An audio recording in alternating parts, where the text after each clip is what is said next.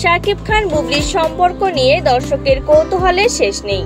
King খান এসব নিয়ে কিছু না বললেও মাঝে মধ্যে মুখ খোলেন বুবলি।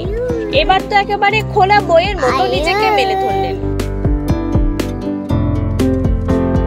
শাকিবের সঙ্গে কাটানো দাম্পত্য সময় নিয়ে কথা বললেন বুবলি। তার ভাষায়, আমাদের দুজনের মধ্যে একটা মিল আছে।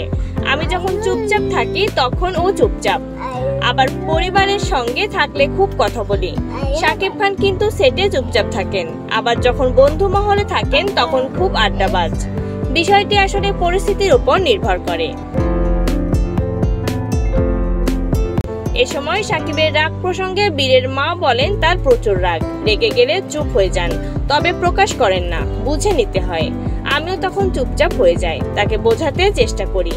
রাগটা সঠিক হলে বুঝতে চাই, আর না হলে সময় নিই যে তিনি হয়তো বুঝতে পারবেন। আর উল্টো দিকে আমি সহজে রাগি না, খুব যৌক্তিকভাবে রাগ করি।